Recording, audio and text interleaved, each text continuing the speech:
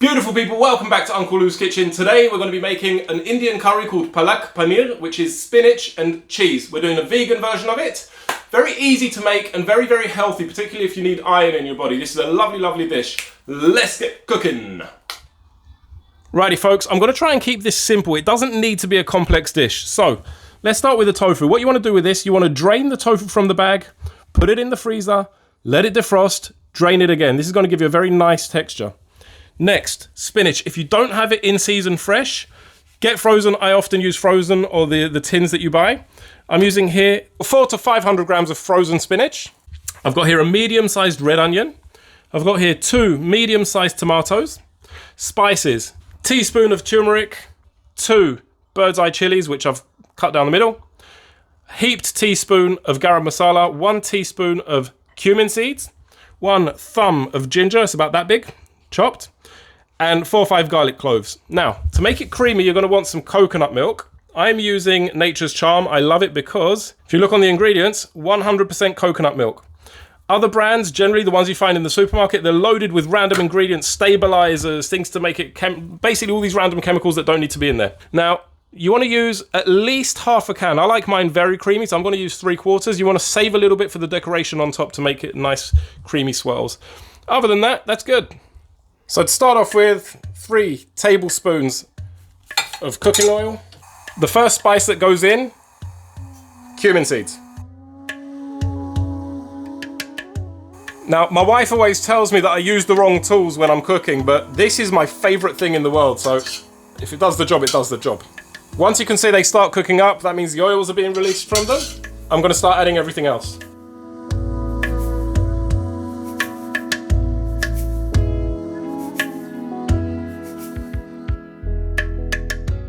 I've lowered the flame because I don't want the spices to burn, but I do want the oil to be an infused oil.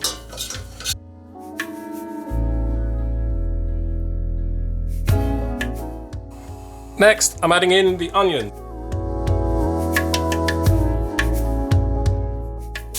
Ginger and garlic.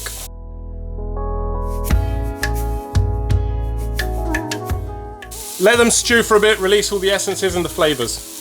If you see these crusty bits here, that's where all the flavor is. Make sure you give it a good scrape. After a few minutes, we're going to add our tomatoes. Let that sit for a bit, let the tomatoes release all the juices. In the meantime, we want to take care of our tofu. So, I'm putting that in there. I'm just going to add some salt to it. Let that sit, release all the waters from it while we take care of the rest. So we're back here. You don't have to worry about the tomatoes being chopped too thin because we're going to put everything in a blender anyway. I'm just going to add some salt now, just to bring out any further flavors. Remember, this crust is your friend. Okay, a few minutes have gone by now. We're adding the spinach. Another reason why I use frozen is because the portions that you can get out of frozen spinach compared to the bags, where once you've cooked them, you're left with about that much. You've got more control over how much is going to end up in the end. After a while, once you can see all the flavors have soaked in, we're going to let that cool down just a little bit, and then we're going to blend it. You don't want to ever put something boiling inside a blender, particularly if it's made of plastic. So, just to make the chilling process go a bit quicker, I've just transferred this to another bowl, a cold bowl. It doesn't need to get to room temperature, just not boiling hot. So, I'm going to do this in 2 rounds. See when it's creamy. Okay, we're back. And number 2. Now, when you're blending this, you may need to add some water to it. Just add a little bit just to get the blender going. I'm going to add a touch of water to this, give it a shake, just so we don't waste anything, because it's all goodness. Medium flame. Now, you don't want to add any salt to this just yet, because don't forget, our tofu is salted now, so you don't want to overdo it.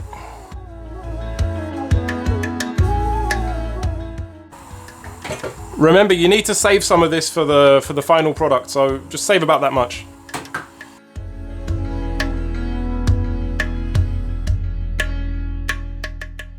Don't be too aggressive with the stirring because you don't want to break up the tofu cubes. Now we're just going to let that simmer for a little bit, then we're going to plate it up. Just let the tofu soak up all of those beautiful flavors. What a wonderful looking dish. Even on its own, even like that, it just looks so lovely. It's really healthy as well. To those who need iron in their body, well, a lot of vegans do. This one's good for that. Now it's cooled down a little bit. what we're going to do is just give it a quick taste, see if it needs any salt, and then, by all means, add whatever you feel. Just going to add a little bit. I think we're good. That's right. Perfect. Right, so that's been plated up. Now, with the coconut milk, get a tablespoon. Just a lovely drizzle like that. Just try and perfect that.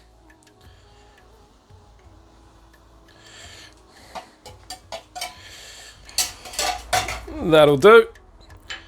Fresh coriander or cilantro if you're American. A few more cumin seeds. And the final touch. Ladies and gentlemen, vegan Palak Paneer. Absolutely beautiful, 100% vegan, absolutely delicious, super healthy as well. Hope you enjoy it. Folks, if you enjoyed this video, as always, give it a like, give it a comment down below, leave a subscribe, make sure you've got the bell notification turned on for 100% vegan recipes 100% of the time. I love you all. Ciao for now. See you on the next one.